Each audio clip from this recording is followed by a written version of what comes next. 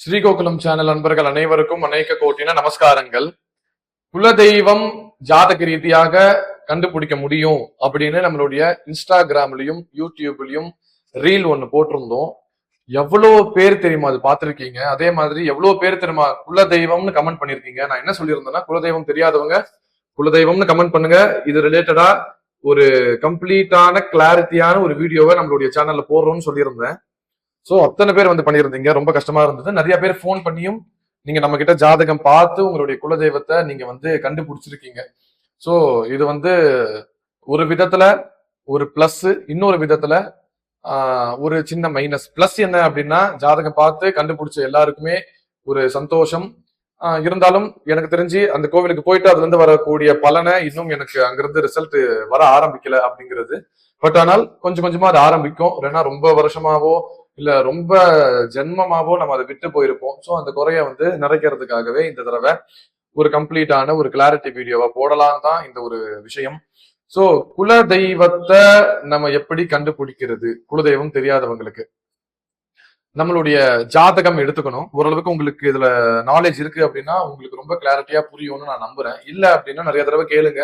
இல்ல அப்படின்னா உங்களுக்கு தெரிஞ்சவங்க கிட்ட இதை அனுப்பி அவங்களுக்கு நாலேஜ் இருக்கிறவங்களா போய் காமிச்சு இதை நீங்க கேளுங்க. அவங்க உங்களுக்கு ஹெல்ப் பண்ணுவாங்கன்னு நம்புறேன்.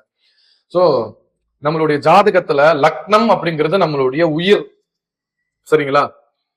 நம்மளுடைய உயிர்ல இருந்து 5ஆம் பாவம் அப்படிங்கிறது நம்மளுடைய குலதெய்வத்தை குறிக்கக்கூடிய ஒரு பாவம். நமக்கு லக்கு கிடைக்குமா அப்படின்னு பாக்யஸ்தானமா 5ஆம் வீட்டை வச்சிருக்காங்க நம்மளுடைய சாஸ்திரம். எதனால 5ஆம் வீட்டை வச்சிருக்காங்கன்னா, குலதெய்வத்தோட அனுகிரகம் இருந்தாதான் லக்கு கிடைக்கும், பாக்கியங்கள் வரும், இல்லைன்னா வராது. சோ அந்த பாக்கியங்கள் வரணும், நமக்கு லக்கு இருக்குதா இல்லையா, நமக்கு குலதெய்வம் ஆக்டிவா இருக்காங்களா இல்லையா, நம்ம எந்த குலதெய்வத்தை கரெக்டா கும்பிடுறோம், இது எல்லாமே வச்சுதான் நமக்கு எல்லாமே நடக்கும். எல்லா பிராக்டிக்கலான எல்லா பர்பஸுமே அப்படிதான் நமக்கு நடக்கும். சோ அப்படி பார்க்கும்போது அந்த லக்னத்திலிருந்து 5ஆம் பாவ அதிபதி யாருன்னு பார்க்கணும். இப்ப உதாரணம், நீங்க கட்டக லக்னம்னு வச்சுக்கோங்களேன். சோ கட்டக லக்னத்திற்கு 5ஆம் அதிபதியாக 5ஆம் வீடா யார் வர்றாங்க அப்படின்னா விருச்சிகம் வரும். சோ விருச்சிகத்துடைய அதிபதி யாருன்னா செவ்வாய் பகவான். இது ஒரு இடத்துல எழுதி வச்சுக்கோங்க. உதாரணம், நான் கடகத்தை பேஸ் பண்ணி பேசிட்டு இருக்கேன். இது மாதிரி 12 ராசியும் பேஸ் பண்ணி உங்களுக்கு நாலேஜ் இருக்குன்னு நீங்க போட்டு பாத்துக்கோங்க. சோ அந்த இடத்துல செவ்வாய் அப்படின்னு எழுதிக்கோங்க. இப்போ நம்மளுடைய ஜாதகத்துல செவ்வாய் எங்க இருக்காரு அப்படிங்கறது நீங்க எடுக்கணும். இப்போ உதாரணம், செவ்வாய் கடகத்திலே இருக்காருன்னு வச்சுக்கோங்களேங்க. சோ கடகத்துல இருந்தா கடகத்துல செவ்வாய் இருக்காரு அப்படிங்கறது எழுதிக்கோங்க. அதே மாதிரி எந்த சாரத்துல இருக்காரு, மொத்தம் 27 நட்சத்திரம் இருக்கு. அந்த 27 சாரத்துலதான் ஏதோ ஒரு சாரத்துல இந்த 9 கிரகங்களும் மாறி மாறி உட்கார்ந்து ஆகணும். சோ இந்த செவ்வாய் எந்த சாரத்துல உட்கார்ந்துட்டு இருக்காரு கடகத்துல அப்படின்னு பாருங்க. கடகத்துல 3 நட்சத்திரம் வரும். ஆயில்யம், அப்புறமா புனர்பூசம், பூசம், ஆயில்யம் அப்படின்ற மாதிரி 3 நட்சத்திரம் வரும். இந்த 3 நட்சத்திரத்துல எதுல உட்கார்ந்துட்டு இருக்காரு அப்படின்னு பாருங்க. பூசத்துல உட்கார்ந்துட்டு இருக்காருன்னு வச்சுக்கோங்க. அப்போ செவ்வாய் பூசத்துல இருக்காரு அப்படிங்கறது ஒரு இடத்துல ஃபுல்லா எழுதிக்கோங்க. பூச நட்சத்திரம் யாருடைய நட்சத்திரம் அப்படின்னு பார்க்கும்போது சனீஸ்வரருடைய நட்சத்திரம், நவகிரகத்தை ரிலேட்டடா பார்க்கும்போது. சோ அந்த இடத்துல சனீஸ்வரர்னு ஒண்ணு எழுதுங்க. அதே மாதிரி நம்மளுடைய தெய்வங்கள் இருக்கு இல்லையா, இந்த தெய்வங்கள்ல யாருடைய நட்சத்திரம் அப்படின்னு பாருங்க.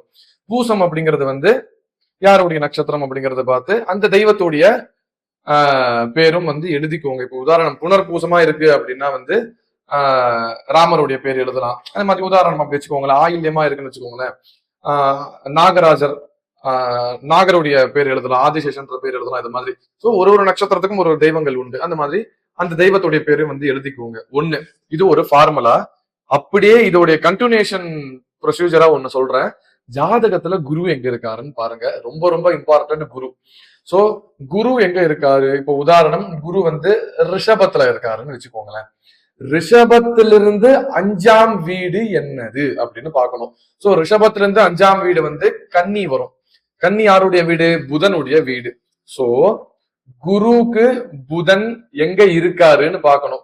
ஒருவேளை கடகத்திலே புதன் இருக்காரு அப்படின்னு வச்சுக்கோங்களேன். சோ அப்போ ரிஷபத்துக்கு கடகம் 3ஆவது வீடு, சரிங்களா?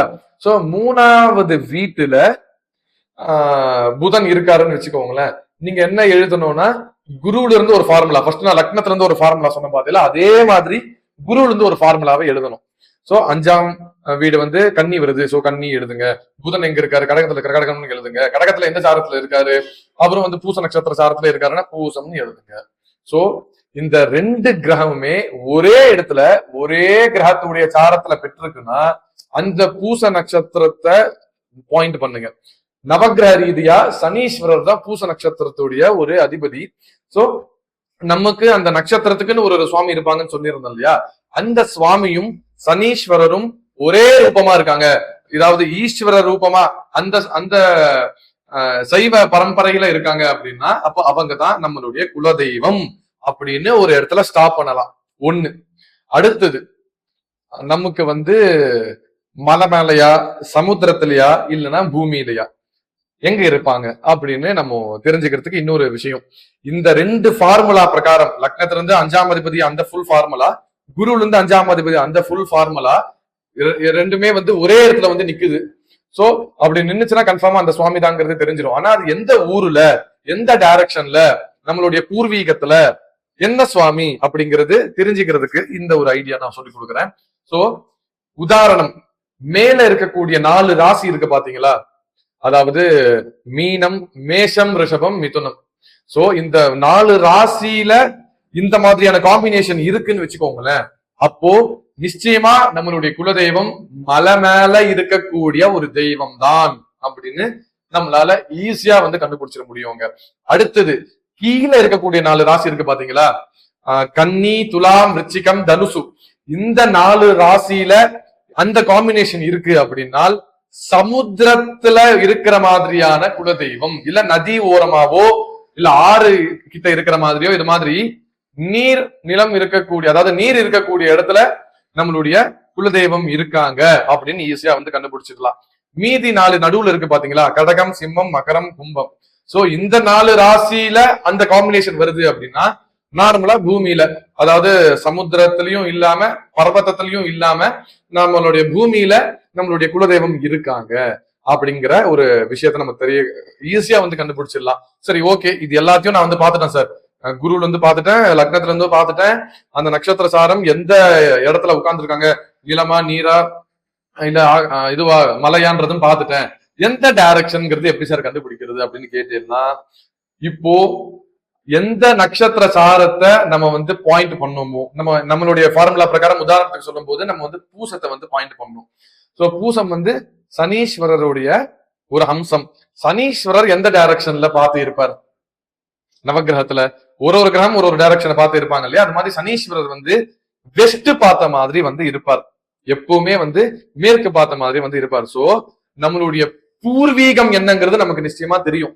அந்த பூர்வீகத்திலிருந்து மேற்கு திசையில நிலமா, நீரா, மலையா என்ன வந்துச்சோ அந்த இடத்துல நம்மளோட குலதெய்வம் இருக்குன்னு ஒரு பாயிண்ட கம்ப்ளீட்டா வந்து முடிச்சிடலாம்.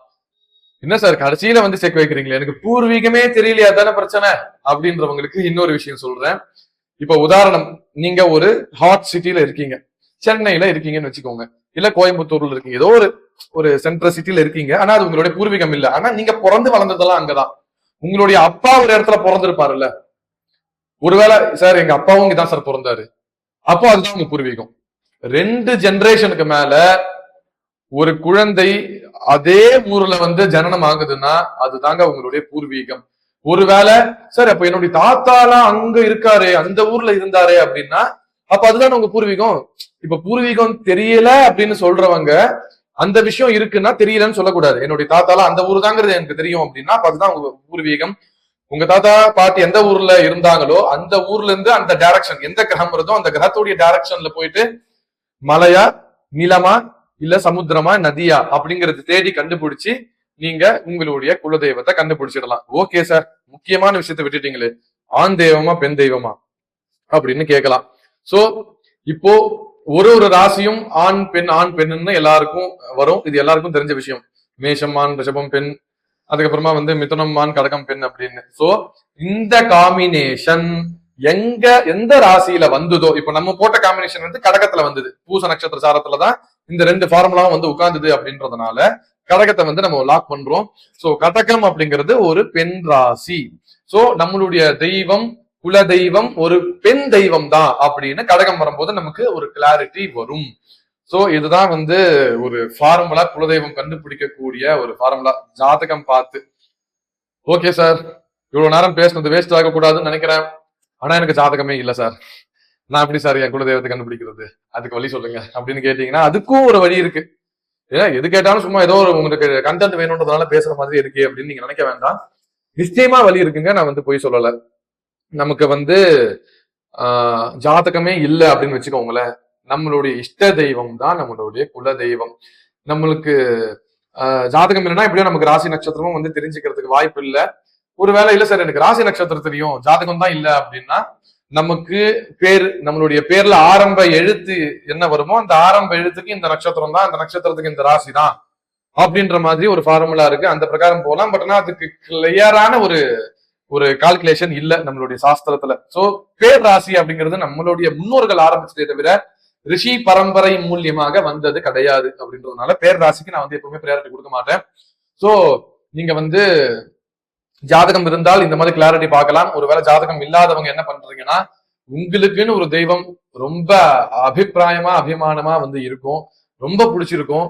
சோ இஷ்ட தெய்வமா நீங்க எந்த சுவாமியை கும்பிடுறீங்களோ அந்த தெய்வத்தையே நம்ம குல தெய்வமாக வழிபாடு செய்யலாம், எந்த தப்பும் கிடையாது.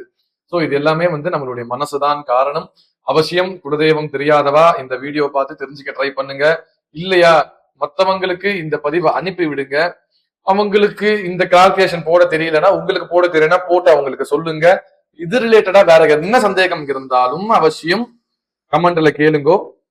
சோ இந்த டிஸ்பிளேல தெரியக்கூடிய மொபைல் நம்பருக்கு போன் பண்ணியும் கேளுங்கோ. அடுத்து இன்னும் நிறைய நல்ல நல்ல சமாச்சாரங்கள் நம்மளுடைய ஸ்ரீகோகுலம் சேனல்ல வர இருக்கு. தொடர்ந்து சப்ஸ்கிரைப் பண்ணி வச்சுக்கோங்க. நம்மளுடைய ஸ்ரீகோகுலம் சேனல் எல்லாருக்கும் ரொம்ப பிரயோஜனமா இருக்கும். அநேக கோட்டின நமஸ்காரம்.